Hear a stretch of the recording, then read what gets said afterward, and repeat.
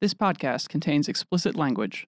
The American people need a solid John Boehner. You could do a whole bit of pimple kid reporter talking to John Boehner. Oh, Mr. Speaker, who's going to be the speaker? Well, I am. I'd rather do something else. Rather be on a boat, a glass of Merlot, and a cigarette. But these shitheads can't get it together.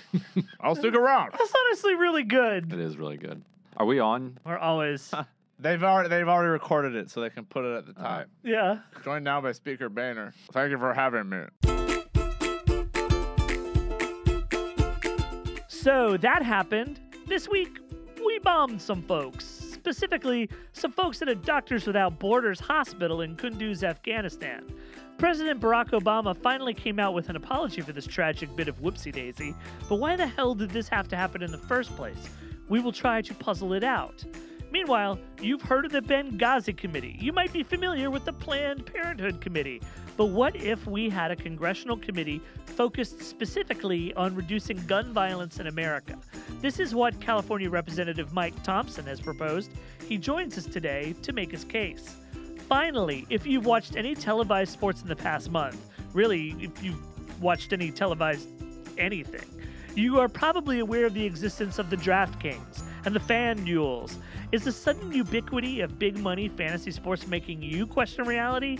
Well, now government officials want to question these big money fantasy sports organizations. I'm Jason Linkins with Huffington Post reporters Arthur Delaney, Ryan Grimm, Jessica Schulberg, and Travis Waldron. We'll have all of this, plus we're going to try to figure out who the next Speaker of the House is going to be. So here's what happened first. Hey, everybody. Welcome to another edition of So That Happened, your favorite podcast, and mine. And Very mine. well named this week. Yes. Yeah, it's crazy. We're joined right now, off the top. Arthur Delaney is here. Hi. And our boss and bureau chief, Ryan Grimm. Hi, is guys. Here. Hi, boss. Hey. Hey. So last week, we put out a podcast. It was all recorded. And then the next day, everything kind of went to shit in Congress. Oh, don't tell people that, man. What? It's fine. Don't tell people about the past. About That's our what we do. About our faults. It's just life, man. Lighten up. Just tell them about the crazy. So John Boehner up and retired. We were like, oh, I wish he had done that a day before. Wish he had called us. He knows we're out here. But it looked like the gavel, John Boehner's gigantic gavel, is going to get passed to his right-hand man, aide-de-camp Kevin McCarthy, Republican from California, House Majority Leader. Handsome. He had the votes. He had the votes, apparently. Only today, we now learn that McCarthy is no longer running for Speaker of the House. And that's You mean on Thursday? on Thursday, sorry. And that's hilarious because just the day before Thursday, which I believe was Wednesday, Politico wrote, well, the article itself was a rather straightforward accounting of the state of play in the race. But it came with a headline that was like, McCarthy in command. And it was Feeling his advertised. oats. It was advertised by their Morning Huddle newspaper as McCarthy hitting his stride. And I don't know, man. Like when you hit your stride, you're not supposed to be dropping out of races. Am I wrong about that? No, and he it was his fault. I had my very own listicle version of a Dewey defeats Truman this morning. 13 things you might as well know about Kevin McCarthy since he's apparently going to become Speaker, which now has been re-headlined to 13 things you don't really need to know at all about Kevin McCarthy because he is not going to become House Speaker. So it turned out he just didn't have the votes. He had the votes to win on Thursday at the election among Republicans. There was some question about whether or not he could get to 218, which you need. You don't need a plurality when you get to the House Just floor. to specify, you need an there was absolute like majority. There's like an behind closed doors in caucus informal Right, vote. This is It's the a speaker private- primary. It's a secret ballot. Everybody writes down on pencil or whatever, this is who I want. Is it Chaffetz, Daniel Webster, McCarthy? Nobody doubts that he would have won that in a landslide. The question was how many Republicans was he going to lose, and was it going to be so many that it would take him down underneath 218? Now, Democrats could have actually given him a handful of votes and put him over the top if they felt like it to just avoid the chaos. That really is pretty much unprecedented. they had previously said that they would vote present in any fight against Boehner, so Right. that means that the insurgents don't have the votes to take Boehner down, because you need that you need just a plurality. So with Democrats voting present, now they'd have to actively vote for Kevin McCarthy for Speaker to get him over the top. And he decided that that's not the kind of situation that he wanted to get into, because that is, in America, we don't have that kind of thing happen very often. But actually, around the world, that happens all the time. It's called finding your coalition. Yeah, it's true. It's true. And so right now, this is a party that is not a coalition. Like they don't agree with each other enough to elect the head of their parliament. And so in that situation in Europe and other places that have this parliamentary system, They you reach out say, to other people. okay, well, the ultra-right party is not with us. So let's go to the center-left or the center-right guys. And, hey, Blue Dogs, you got 12 rumps that can, put us over the top. And they say, what do we get in return? What do we get? Okay, you get, Committee- a tax cuts ship. for car dealerships in your district. Whatever.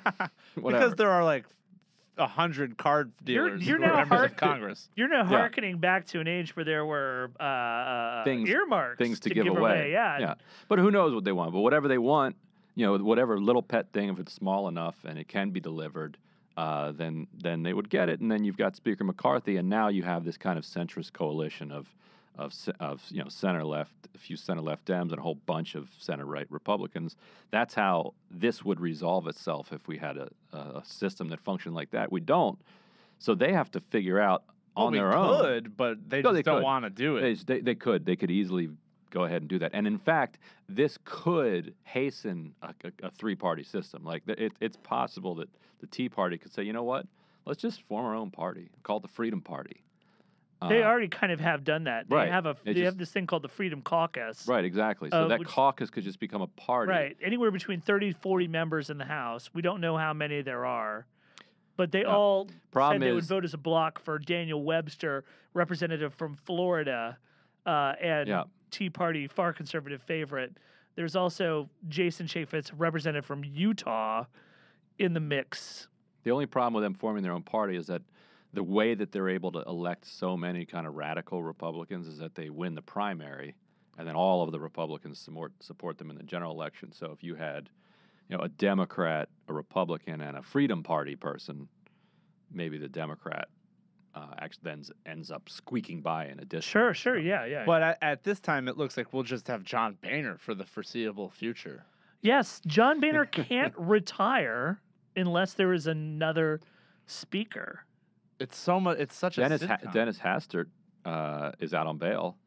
I mean, he could be temporary while he's free, and then hands-on approach. Well, people just joke about that, but you could have a non-member be speaker. But what? That's not gonna. No, we're not gonna do Eric that. Cantor. Why not?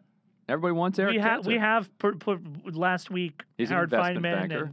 and Lauren Weber and I wrote a piece about how anyone can be. You don't have to be a member of Congress to be Speaker of the House. Speaker Ted Cruz. Mitt Romney could, well, Ted Cruz, they could put him up. The real irony here is that to get out of Congress and start retiring, John Boehner needed his caucus to do the thing. He wouldn't be itching to retire. This is just theater by Boehner showing his conference that they really can't live without him. He's playing three-dimensional chess. Yes. He's mated us. All chess, though, is three-dimensional because you've got the pieces going both ways, and then the pieces go high. Just so you guys know, we talked to Congressman Mike Thompson about an unrelated matter, but we got into it with him, and he actually encountered Kevin McCarthy earlier this week, and McCarthy seemed pretty confident. Let's listen.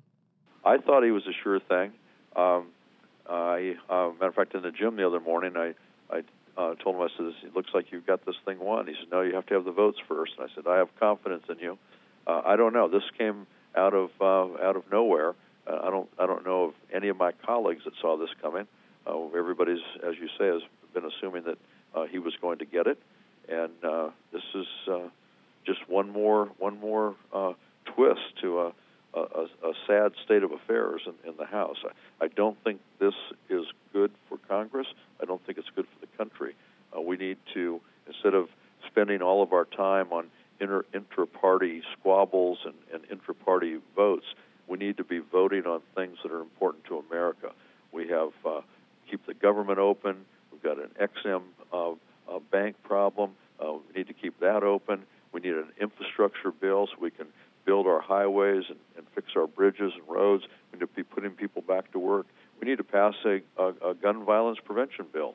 And those are the votes we should be taking, not these inter-party squabble votes. So on Wednesday morning, you were spotting Kevin McCarthy on a bench press, and he was like, I'm not sure I've got the votes? He didn't say he wasn't sure he had the votes. He just was probably being as modest as any of us can be. But you were spotting him on a bench press. I was what? But you were spotting him on a bench press. No, we were just That's in the the gym story. together. So is the real story here that everything is inevitably leading to a tragic situation in which John Boehner has to unretire and stay? He may have to. He's already said, as I understand it, that he's not going to leave until this is resolved. So, like I said, I think the real story there is that Thompson was, helping McCarthy do his CrossFit. What does McCarthy bench? Not 218. Well done. Well then, before we move on, is he going to run for majority leader? That'd be funny. That would be pretty hilarious. Now, where would he go? Right? Someone else had design on McCarthy's old job. Is McCarthy going to just give that up now too? I mean, he might have to. I mean, this is so embarrassing. It is. Yeah, you can't imagine it. And reportedly, he was like really meek and pathetic at this caucus meeting where he withdrew. Our producer is saying that, according to reports, hear. McCarthy intends to stay on in that position. So now everyone's everything's constipated. It's good. Before we end, I wanted to also just briefly touch on what's been going on in the 2016 race on the Democrat side. Joe Biden now has been. I think the media desperately wants a foil for Hillary Clinton, and they do not like Bernie Sanders because Bernie Sanders is an economic populist.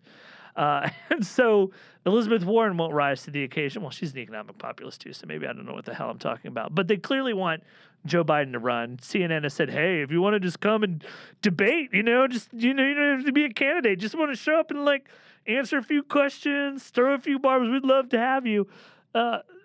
Weird story this week where it came out that Joe Biden leaked his son's deathbed, I want you to run for president, Dad, statement to Maureen Dowd.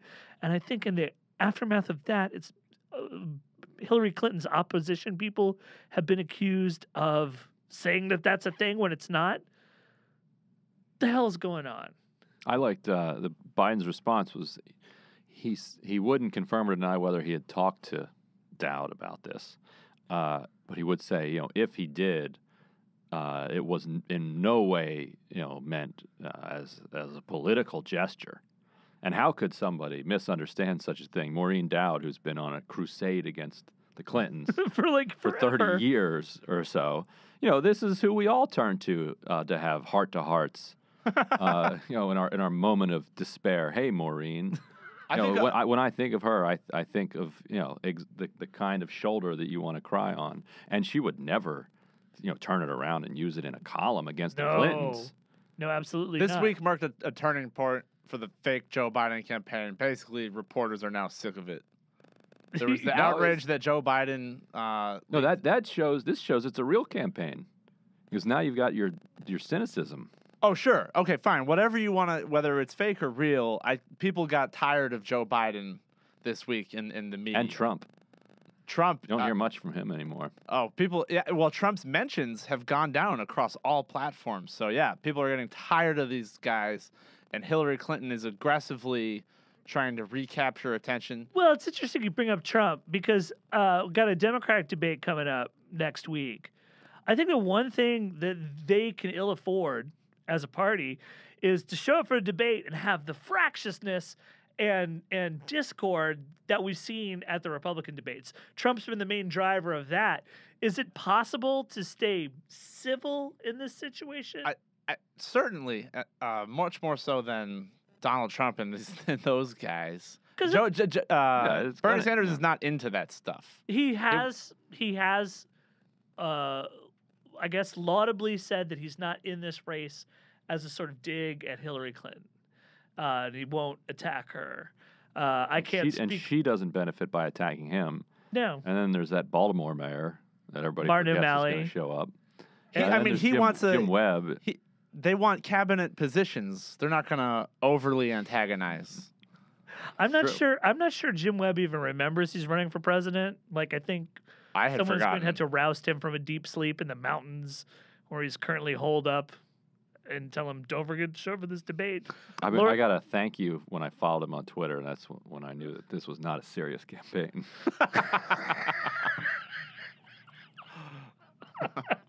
That's I don't know who I don't know who that It reflects. probably still happens. Go follow me. Listener out there, go follow Jim Webb. And he will see thank if he you. thanks you. He'll gee, thanks for Well, like following. he sent you a card? No, not like an auto thing. It was like his little DM or something. He sent you a DM thanking you. It's And you just came on here and told everybody? That's an awfully precious thing for a I'll go former check. Reagan Secretary of the check. Navy to do. I just want to point that out. excellent writer, by the way. I've been reading his memoir. Good public speaker too. Good public speaker too, Jim Webb. The best on any Sunday show because he speaks in paragraphs, not in bullshit sound bites. But it's going to be a weird situation when this debate happens because, of course, we know that Bernie Sanders and Hillary Clinton are prominent candidates with things to say to one another. But we're going to get our first taste of guys who, in the Republican setting, would be on an undercard debate, right? Yeah. Like barely squeaking by with 1% in the polls.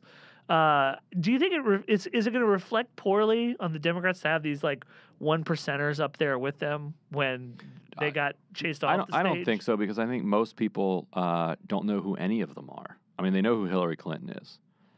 Bernie Sanders' name ID isn't even that high. Yeah. And so when you tune into a debate, a lot of the times you're tuning in just to find out who these people are that are running, that you've heard there's an election. So they don't know if Martin O'Malley's a 1%er or a 15%er, most people. Okay, so one last question. O'Malley, Chafee, Webb, Lessig. Oh. I just want to say that every time I think Lincoln Chafee, my brain gives me the name Sheldon Whitehouse. And I've been, no, wrong Northeastern patrician type brain. What's the guy's name? And finally it gets around. I was like, oh, you mean Lincoln Chafee? Yes. Abraham Lincoln and the thing that happens when I've walked too far. Those four guys, which one has the best chance of coming into this first Democratic debate and having people say, I'll contribute to him becoming 5% in the polls? Probably Webb. And it's unfortunate because there's such a demand in the public for a Harvard professor running a process campaign. But unfortunately for Larry Lessig, he's not going to have a spot on the stage. The funniest thing that Larry Lessig said about his campaign was that, well, if I get the votes of everyone who listens to TED Talks, that will be like, you will get 15,000 votes. You will get at best 5 figures. No one. I mean, he was deceived by his YouTube number. I mean, a couple million people watched his TED Talk, so he's like, hey, there's a couple million people who would vote for me. I've got a path to the nomination. And how he made that leap is just Harvard professors are. It happens to lots of guys. Yeah. I guess. Join us next week when I run for president based on our podcast numbers. Hey guys, we'll get back to the program in just a second. I just wanted to take a minute to welcome all of you into my safe space here, and to thank all of you for tuning into the show and helping us to create an Inside the Beltway show for Beltway outsiders and make it a reality. We love hearing from you. Your feedback has been such a tremendously good, positive influence on us every week. Now, you can help other people find out about this show that you're helping to build. If you are an iTunes user, please look for our show, subscribe if you haven't, and use iTunes' widgets to rate our show and to leave us a comment. It will help people like you find this show, and we can keep building what we've got going together. So head on out to iTunes, subscribe, rate, and say hello to us and your fellow listeners. Thanks so much, guys. And now, here's something else that happened.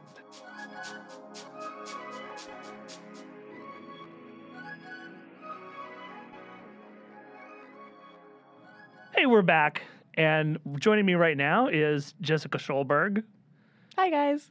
And Jessica Schulberg, longtime listeners will know that anytime you hear Jessica Schulberg's voice, it means something bad has happened in the world. We never have you on to talk about 1 million kids got puppies for Christmas. We should have an episode about 1 million puppies getting kids for... No. Puppies getting kids for Christmas. Either way, that sounds good. Sign Puppies me getting up. kids. Mm-hmm. I'll tell you what, if that ever happens, you get dibs Right. on that story. Because Lead instead, puppies getting kids for Christmas Yes. podcast reporter. instead we're going to talk about something that's unfortunately as far away from kids and puppies as you can get. We true. bombed some folks over this past weekend in Kunduz, Afghanistan, where fighting between the Taliban forces and U.S.-backed Afghan special forces has been especially thick of late. Afghan special forces operating in the area requested an airstrike from the United States, the end result of which was the bombing of a Doctors Without Borders, a.k.a. MSF, a.k.a. Médecins Sans Frontières, hospital. Recriminations between the humanitarian group and the United States obviously followed in the wake of the incident. They've been hot. Christopher Stokes, the general director of MSF, has called for a full, transparent, independent investigation of the bombing, which the organization has plainly called a war crime. The United States has offered to run their own investigation, not necessarily an independent investigation, and President Obama has offered up a weak apology for the incident. Yesterday, after refusing previous requests for an apology. Right. How many requests were there for an apology?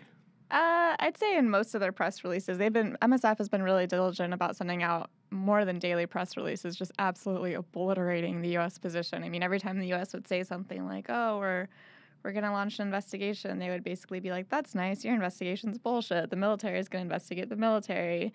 And they were saying, it's time for the U.S. to condemn the strike, admit to what it was, offer an apology. The Obama administration was silent until yesterday, which was Wednesday. And in the readout of the call, 3 days which passed. is obviously a word-for-word transcription of the interaction. In the readout of the call, they just said that, he expressed his condolences for the loss of life, didn't make any reference to the investigation. Let's talk a little bit about what Médecins Sans Frontières does. They are an international humanitarian group, Doctors Without Borders. They essentially go to war zones and they treat people who are victims of the war, of the fighting. Anything special we need to know about Doctors Without Borders going forward to discuss this? Specifically in Afghanistan, they've come under a bit of criticism from the U.S. in the past because they treat everybody. I mean, they'll treat Afghan children and they'll treat the Taliban. And Kunduz is a place where the Taliban have been trying to kind of raise their presence before completely taking over the town a couple weeks ago.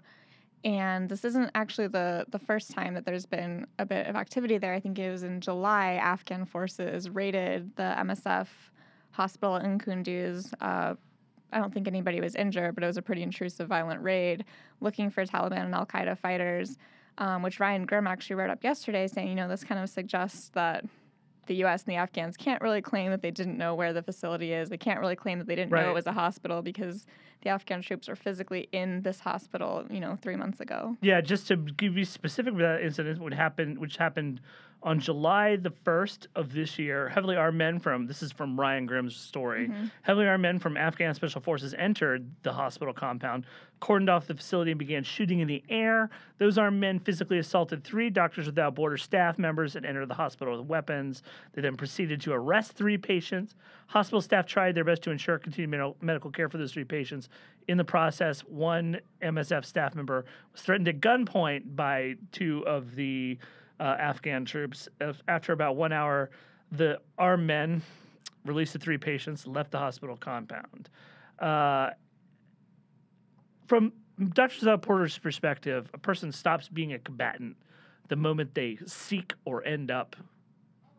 medical attention or end up receiving medical attention. And the controversy here is that they've been treating insurgents. Does the United States have any kind of on-the-record public statement criticizing what Doctors Without Borders does in this particular instance? No, because, you can't. International law protects hospitals and medical facilities as, completely off limits. You can't strike a hospital even if there's a combatant in there. And if a militant was to be, say, standing on the roof of a hospital, firing a weapon from the hospital. That in itself is a war crime.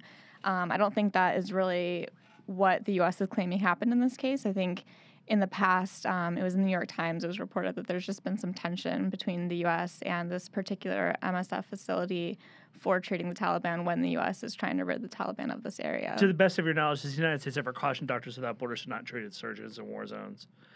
It's not been on the record, but I wouldn't be surprised if there was been this isn't really helpful to our cause, or it would be helpful if you could give us a heads up when a Taliban soldier comes in, let us arrest him on his way out. So let's get, why did we bomb this hospital? Well, I'm sure the Pentagon's internal investigation will come up with really conclusive evidence. Because it seems to me like Afghan troops said, hey, we need you to drop bombs right here. Right. And the United States, without any checks or safeguards, said, oh, cool. Right. Sure. And when the U.S. first announced this, the story has changed a number of times. The first story was, we had to fire on the facility because our own troops were coming under fire. It was purely self-defense. Later version of the story said, oh, no, we actually had no U.S. troops in harm's way, but it was the Afghans that were in harm's way. The Afghans asked us for help, and we're still there in this sort of supportive manner, conducting airstrikes. But as several people have pointed out, if the U.S. has actually given the exact coordinates of the hospital, which MSF says they gave to the Americans within, I think, 3 days of the attack, it shouldn't take a genius to deny that specific request for an attack. And just to point out, this attack went on over several hours' time. I think they said about an hour MSF was phoning in to Afghans and Americans saying, we are under fire, stop bombing us, as people are literally dying in hospital beds. It's inconceivable how this could have happened. Doctors Without Borders contends that this incident was an intentional decision to raise to the ground a fully functioning hospital. They've called it a war crime. Is this a war crime? Because if when the we U.S. do think intentionally about targeted a hospital, it would absolutely be a war crime. When we think about war crimes, we think about trenches full of dead bodies, and this may have been just simply an accident. Can you accidentally? There's the law of war, and the law of war requires certain levels of precaution to be taken. If you can demonstrate that the U.S. did not take the necessary levels of precaution to mitigate civilian casualties, to not fire upon a hospital, essentially if they didn't do their due diligence or they ignored facts that were clearly made aware to them, that would be a war crime. There's also some parts of the law of war are a little bit hazier. You have the issue of proportionality, which is sort of saying, in any act of war, there's going to be civilian casualties, and it doesn't mean that every time you kill a civilian, you're a war criminal, because it's just sort of seen as impossible to prevent in all situations. But the proportionality of the attack was the amount that you damage your target sufficient to sort of justify the amount of civilian casualties? And I think in this case, it would be very, very hard to make that claim. Why won't the United States allow an independent investigation? It's probably a stupid question to ask. Because it would probably make them look bad. It's interesting because there's been some speculation about whether the ICC, the International Criminal Court, has jurisdiction here. The U.S., who helped set up the International Criminal Court back in the day, is not actually party to the court, so cannot be tried with war crimes because, Bush. But the Afghans are party to the International Criminal Court, so they do have jurisdiction. The court has jurisdiction to investigate crimes committed in Afghanistan. And this sort of tension has actually come up before, where does the court have the authority to investigate crimes committed by Americans in Afghanistan if Americans aren't party to the court? And this came up in the issue of the Abu Ghraib pictures when it came out. There was, some serious issues there. I don't see the International Criminal Court making moves to investigate the Americans. The Americans have quite a bit of sway. I would just get into the politics of this. I would imagine this bombing almost certainly helps the Taliban politically on the ground with public opinion. The Obama administration here at home is currently mulling whether or not they're going to retain a troop presence of 5,000 U.S. troops in Afghanistan. How does this event color that? Because it seems to me that it rather conveniently points up the need to maintain troops in Afghanistan. It's hard to say. I think before this specific bombing, when the town of Kunduz was taken over by the Taliban, that was when you saw a lot of people being like, oh, crap, we're already down to 10,000 troops. We're already in sort of an advise and assist role in Afghanistan rather than direct combat. And we're supposed to be pulling everybody out and have only an embassy presence in Afghanistan by the end of the year. And I think when you saw the Taliban take over this major city, it was sort of saying, like, wow, are the Afghans ready to lead themselves? And I think there's a lot of people that are really apprehensive about pulling out too soon, if you can say too soon after 14-year-long war, especially when we saw, the Iraqi military, which was well-trained, funded, and equipped, just completely crumble in the face of ISIS. So I think there's some concern that you have the Taliban, you have ISIS, you have a generally unstable region. I personally question how much 5,000 troops can really do practically on the ground. I think, if anything, it just sort of prolongs this perception of a foreign power occupying the country, which I don't think Afghans are really too pleased about to begin with. And I think it's a pretty easy rallying cry for the Taliban to say, look, we have these foreign invaders, and look, they just bombed a hospital. Yeah. We're not getting much better at this. I mean, I think about how we bombed the Chinese embassy in Belgrade in the 90s, multiple Al Jazeera offices. They bombed Al Jazeera in Afghanistan and Kabul. And most famously with the pharmaceutical Al Shifa pharmaceutical factory in Khartoum, which at the point we were told was, we were trying to get Bin Laden. It's nowhere near. Well, with Al Jazeera and Kabul, I mean, we kind of tried to justify that. We said, they were relaying messages that Bin Laden was sending them. They were facilitating the Taliban, and they were sort of trying to make the claim that this is a legitimate target under the laws of war, and it wasn't.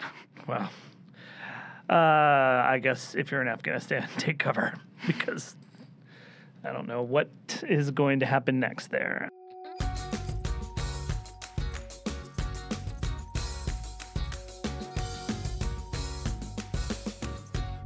We're back. Yes, this we is are. Arthur Delaney with Jason Lincolns, and we're joined by Congressman Mike Thompson, a California Democrat who this week proposed a select committee to investigate gun violence. Congressman, thanks for joining. Oh, it's my pleasure to be with you. Thanks for asking me. So tell us about this select committee and what it's going to do. Well, the idea is that we'd have a committee that was equally represented by Republicans and Democrats, 6 of each, and that we would convene and take in information, testimony, research all of the data available, and come up with a list of recommendations, including legislative proposals, where we could move to address this seemingly ever-increasing, nonstop gun violence epidemic that has really hit the country hard. Now, I've been working on this issue for a long time. I've got legislation. I'm the co-author of a bill with Peter King. It's a bipartisan bill that would expand background checks for people who buy guns. It's common sense, bipartisan. 93% of Americans support it. Can't even get a hearing. And I think it's time that we elevate this and make sure that the Congress, the elected leaders in this country, start paying attention to this issue and start working on it. In your press release, you're riffing on the Benghazi Committee. Yeah, it sounded a little like trolling. It's a sincere committee you're proposing. It's not. I wasn't ripping on them. I think it's legitimate to point out that we've done this before. They've set up this Benghazi Committee, and that's after the Intelligence Committee and the House Intelligence Committee issued a bipartisan report explaining that there was no there. There was no need to investigate anything. It was just a tragic attack that sadly took the lives of some wonderful Americans, and to politicize it was, I think, wrong. And they set up a select committee for that. They've now established a select committee to go after Planned Parenthood, and it seems most appropriate that something that's real, the issue of gun violence, something that hits our communities, makes our children unsafe and our communities unsafe on an ongoing basis, is a legitimate reason to establish a select committee, and I think we ought to get it done. Congressman Mike Thompson, you're already chair of the Gun Violence Prevention Task Force in Congress. How is this different from that? This would be a bipartisan. There would be 6 members from the Democratic side of the aisle and 6 members from the Republican side of the aisle. It would be a fully constituted select committee under the rules of the House of Representatives. The way you mentioned Planned Parenthood and the Benghazi Committee, it reminded me of what some commentators have said after this most recent mass shooting, that gun control advocates should be more like anti-abortion advocates. And for example, show the grisly photos of gun violence victims. What do you think of that idea? I didn't see anybody, any reports of anybody saying that. I don't think you have to show any grisly photographs to know that this is an epidemic. It's a health epidemic. It's a public safety epidemic. It's a huge, huge problem in all of our communities.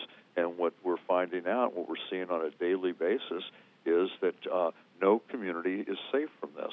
It doesn't matter if you're in an inner city area with the problems that they have, or you're in a quiet rural community college area. No community is safe. It could happen any place, any time. And the fact that Congress has done nothing about it is, I think, shameful. Let me ask you just a practical question, because you mentioned background checks, and you have a bipartisan bill proposed to alter the state of play so that there are more background checks who keep guns out of the hands of people like convicted felons, like domestic abusers, the mentally ill. I wonder, your colleagues who don't support background checks, by what means do you think they achieve the goal of keeping guns out of the hands of criminals and the mentally ill? Is there something I'm missing here? Some kind of magic mechanism that's not a background check where we get there? Yeah, I don't think they do measure up to the test. The fact is that background checks are our first line of defense against people who shouldn't have guns getting guns, and that you hit the nail right on the head. Criminals and people who are dangerously mentally ill.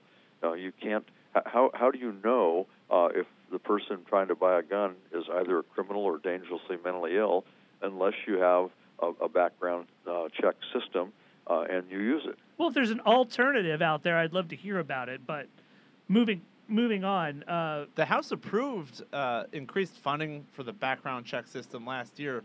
That was my amendment on the floor, and it was bipartisan. And where 70 Republicans voted for it. Where did it wind up? It's the deal. The enhanced funding went through, and that helps. That helps get the information from the states into the federal system against which we run these background checks, and that's half of the equation. You need to have the system set up, all the records in the system. The other half of the equation is you need to run the background checks.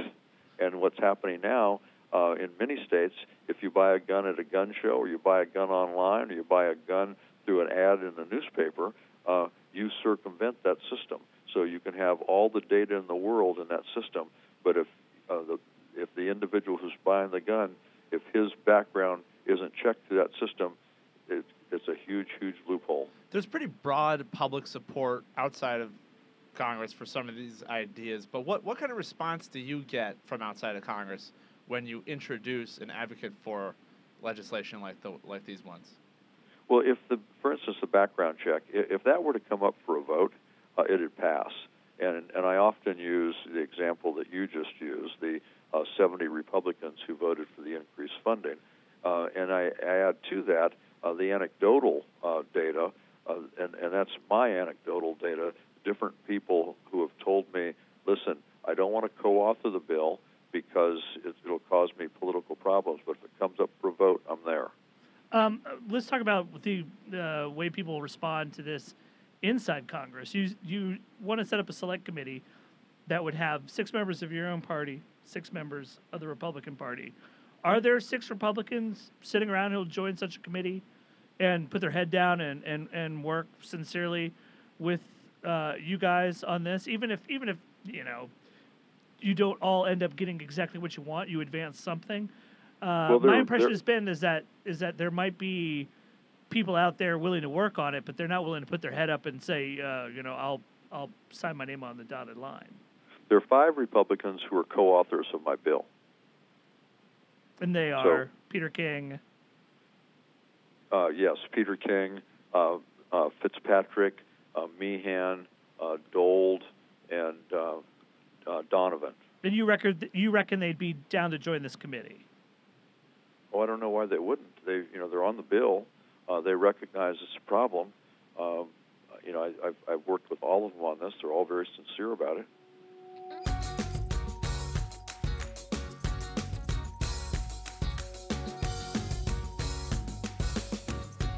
And we're back. We're joined now by Travis Waldron, our exciting, wonderful writer of the intersection of sports and politics. You struggled to come up with some of those adjectives. I'm sure you're like senior this or that. I don't know. Do you have a title? Makes sense? Just sports reporter, I'm pretty sure. Okay, Arthur Delaney, staff writer. He's here. I use sports metaphors. You do all the time. This year, if you tuned into the NFL, you've probably taken note of the sudden, startling ubiquity of these fantasy sites, DraftKings, Fan Duel. They're everywhere. They're laced into every commercial break.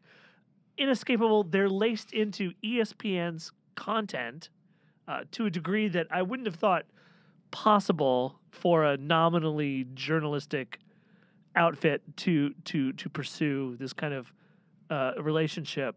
And now, finally, we're getting some scrutiny of these sites. Obviously, these have to do with fantasy football. This is what we all, all used to do. College dorms. Some of us still do it. I didn't do it. I find I have no time anymore to play fantasy sports, so I don't do it. But I enjoyed it. Good. And to me, it was great because I was no longer just interested in like the games that were on. No matter what game was on, I might have a stake in it. So the sport became more interesting for me. I suspect that's why the NFL embraced fantasy sports so as widely as they have, because suddenly people who'd had no rooting interest in like Colts Giants were watching that game on TV. But now I think maybe it's gotten a little crazy. Well, I think that's exactly why the NFL embraced fantasy sports, and I think that's exactly why they've embraced daily fantasy sports, because it's traditional fantasy sports hyperactive. It's like now on steroids. You don't have to like draft a team and then hope that they stay healthy the entire season, or you don't have to choose players and hope that the other guys you're playing with don't choose those players. Now you get to redo it every week, and you can choose whoever you want for as long as they fit within this salary cap that they give you. And, it's just extra speed fantasy sports. And I think for NFL fans and for people who are, it's not just the NFL, it's baseball. Baseball, you can do it every day. Oh my God. Right. NBA, every night. You can do it over and over and over again, and it's simple and it's fairly easy to do, and you just go for it. And the leagues have embraced this because it does spark interest. Now, if you're not going to watch Jacksonville, Tampa Bay, if you're a reasonable NFL fan, because it's Jacksonville and Tampa Bay, the two ugliest uniforms in all of sports. But if you have Jameis Winston on your daily fantasy roster, then you'll watch it. You're kind of interested in what Tampa Bay is doing against Jacksonville, or Blake Bortles or TJ Yeldon. I don't know why you would have any of those guys on your roster. You're probably not winning a lot of games. Right, that speaks to a deeper problem. But if you do, for example, then now you're interested in this product that otherwise would be a little more difficult to sell. The ads show these like sad dudes at the barbecue, and they've got little children, and they're just staring at their phones, and they're like, "Yes, I beat my buddy." They also show these dudes in like crazy kind of like World Series of Poker settings, apparently winning huge sums of money. So tell us what that's about. This seems to be a sort of subtle embrace of legalized gambling from the NFL. Well, they'll say that it's not gambling. Of course they'll say and that. The industry, the daily fantasy industry. I'll say I don't have a drinking problem, and yet here we are. The industry will say it's your drinking. It's skill based, skill based drinking. Right? I'm really good at it. Yeah.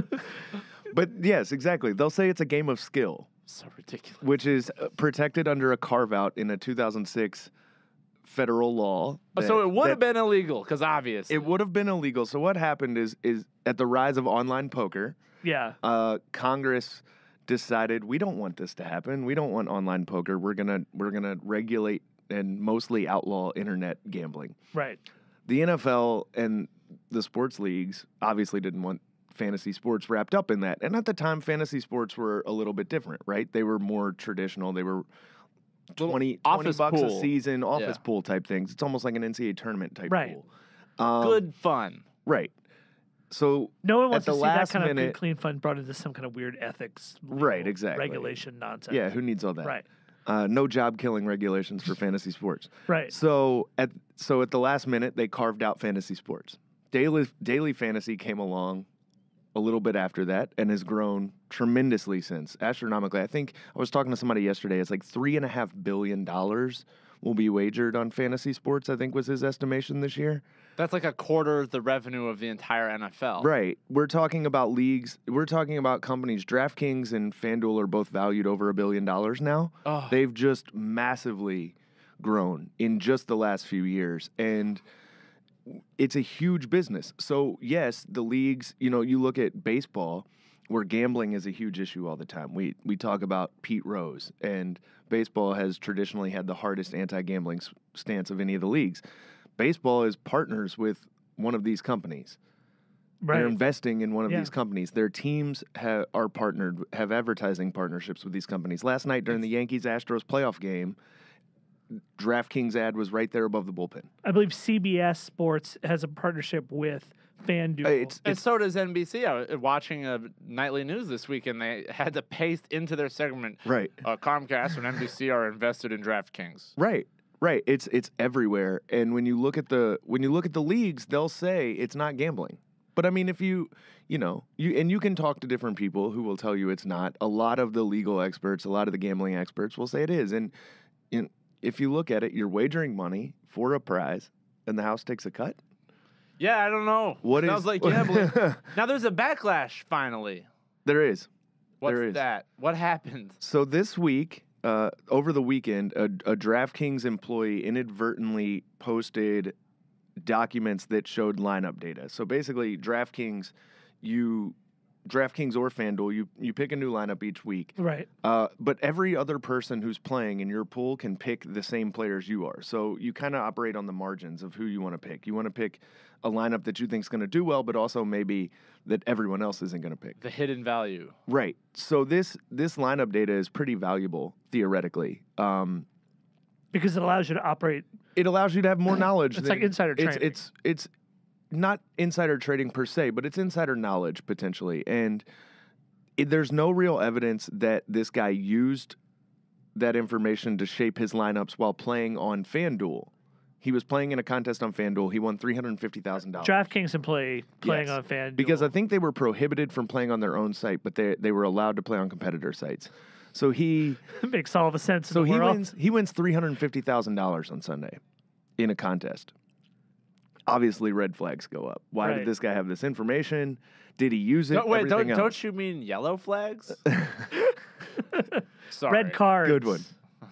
Red cards. So Well, yellow DraftKings and FanDuel are forced kind of into response mode here. There's no evidence that he used it improperly, but it raised a lot of questions to gambling experts, legal experts, people who were playing these games that, wait, if a mid-level employee has this information, what can he do with it? Oh, as Fox Sports would say, come on, man. There you go. Yes, exactly. So Congress had something to say about it, or are they gonna?